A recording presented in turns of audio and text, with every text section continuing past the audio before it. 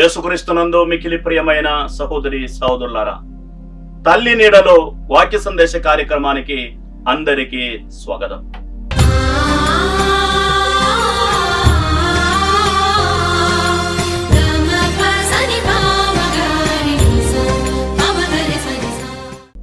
యేసుక్రీస్తునందు మికిలి ప్రియమైన సహోదరి సహోదరులారా, తల్లి మరియమ్మ క్రైస్తవులకందరికీ ఆదర్శంగా నిలుస్తారు.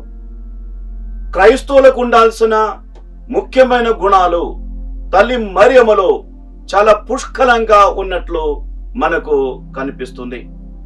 క్రైస్తవులకు ఉండాల్సిన ఒక ముఖ్యమైన గుణం సహనము లేదా ఓర్పు. యేసు ప్రభువును వెంబడించేవారు సహనముతో ఓర్పుతో జీవించాలి. జీవితంలో కష్టాలు రావచ్చు, సమస్యలు రావచ్చు, ఇబ్బందులు కలగవచ్చు, కానీ యేసు ప్రభువును మాత్రం విడిచిపెట్టకుండా ఓర్పుతో ఆయన అడుగు జాడలో క్రైస్తవులు నడవాలి. లూకా సువార్త 9వ అధ్యాయం 23వ వాక్యములో యేసు ప్రభు చెప్పారు, నన్ను వెంబడింపగోరేవాడు తనను తాను పరిత్యజించుకొని తన సిలువను మోసుకొని నన్ను వెంబడించాలి. యేసు ప్రభువును వెంబడించే వారికి కష్టాలు, సమస్యలు, సిలువలు తప్పవు.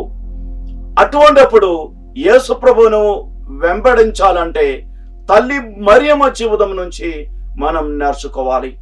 తల్లి మరియమ్మ సహనముతో ఓర్పుతో జీవించింది. లూకా సువార్త 2వ అధ్యాయం 35వ వాక్యములో యేసు ప్రభువును దేవాలయానికి తీసుకువెళ్ళిన సందర్భములో సిమెయోను గారు తల్లి మరియమ్మతో చెప్పారు, ఒక ఖడ్గము నీ హృదయమును దూసుకొని పోనున్నది. అది తల్లి మరియమ్మ జీవితంలో రానున్న కష్టాలకు, సహనాలకు ఒక సూచనగా చెప్పబడినటువంటి వాక్యము. అప్పటి నుంచి తల్లి మరియమ్మ జీవితంలో ఎన్నో కష్టాలు వచ్చాయి, సమస్యలు వచ్చాయి.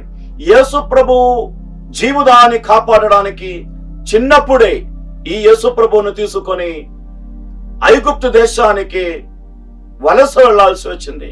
మళ్ళీ అక్కడి నుంచి తిరిగి రావడం, ఆ తరువాత చాలా కష్టాలు పౌత్ర తిరు కుటుంబానికి ఎదురయ్యాయి.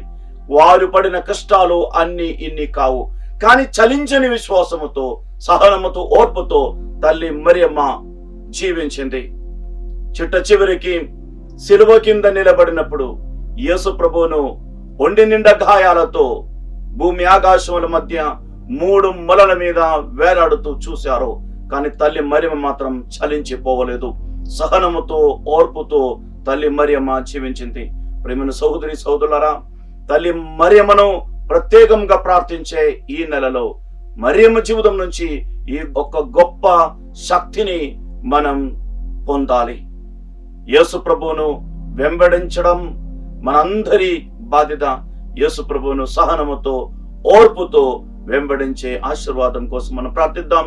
దేవుడు మనలందరినీ ధారాళంగా దీవించును గాక.